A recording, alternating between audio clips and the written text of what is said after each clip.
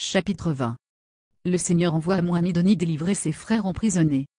Amon et l'Ammonie rencontrent le père de l'Ammonie, qui est roi de tout le pays. Amon oblige le vieux roi à approuver la libération de ses frères. Vers 90 avant Jésus-Christ. Et il arriva que lorsqu'ils eurent établi une église dans ce pays, le roi l'Ammonie désira qu'Amon l'accompagnât au pays de Néphi, afin de le montrer à son père. Et la voix du Seigneur parvint à Amon, disant, Tu ne monteras pas au pays de Néphi, car voici, le roi cherchera à t'ôter la vie, mais tu iras au pays de Midonie, car voici, ton frère Aaron, et aussi Muloki et Ama sont en prison. Alors, il arriva que lorsqu'il eut entendu cela, Amon dit à l'Ammonie, Voici, mon frère et mes frères sont en prison à Midonie, et je m'en vais les délivrer. Alors, l'Ammonie dit à Amon, Je sais qu'avec la force du Seigneur tu peux tout faire. Mais voici, j'irai avec toi au pays de Midonie, car le roi du pays de Midonie, dont le nom est Antiono, est un ami à moi. C'est pourquoi je vais aller au pays de Midonie, afin de flatter le roi du pays, et il fera sortir tes frères de prison. Alors l'Ammonie lui dit, Qui t'a dit que tes frères étaient en prison? Et Amon lui dit, Personne ne me l'a dit, et si ce n'est Dieu, et il m'a dit, Va, délivre tes frères, car ils sont en prison au pays de Midonie. Alors, quand il eut entendu cela, l'Ammonie commanda à ses serviteurs de préparer ses chevaux et ses chars.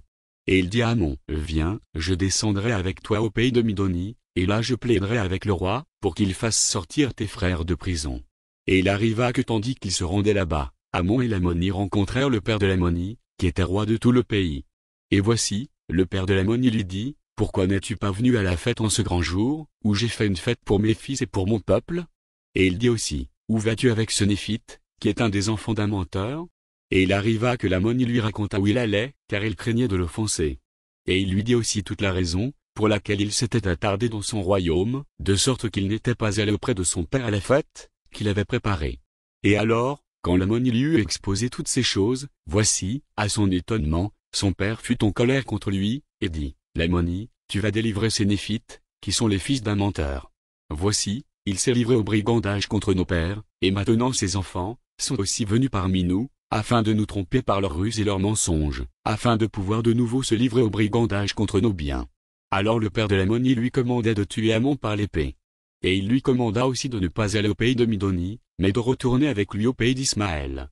Mais l'Ammonie lui dit, Je ne tuerai pas Amon, et je ne retournerai pas non plus au pays d'Ismaël, mais j'irai au pays de Midonie, afin de libérer les frères d'Amon, car je sais que ce sont des hommes justes, et de saints prophètes du vrai Dieu.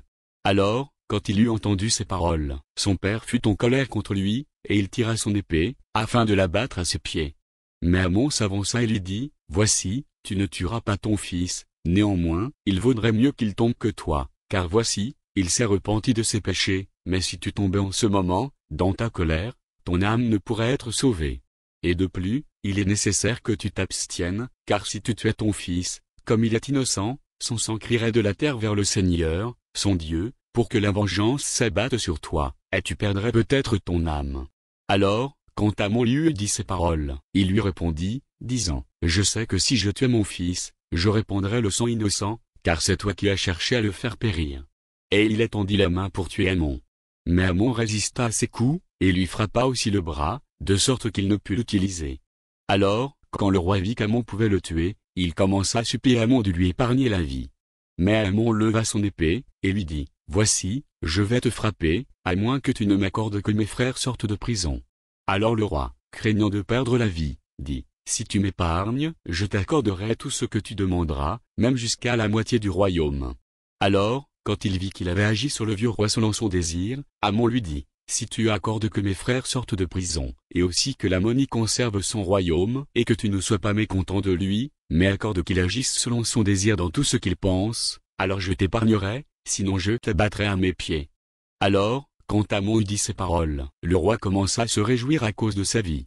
Et lorsqu'il vit qu'Amon n'avait pas le désir de le faire périr, et lorsqu'il vit aussi le grand amour qu'il avait pour son fils l'Ammonie, il fut extrêmement étonné et dit, Parce que c'est là tout ce que tu as désiré, que je libère tes frères, et souffre que mon fils l'Ammonie conserve son royaume, voici, je t'accorderai que mon fils conserve son royaume dorénavant et à jamais, et je ne le gouvernerai plus, et je t'accorderai aussi que tes frères soient sortis de prison, et que toi et tes frères veniez auprès de moi, dans mon royaume, car je désirerais grandement te voir.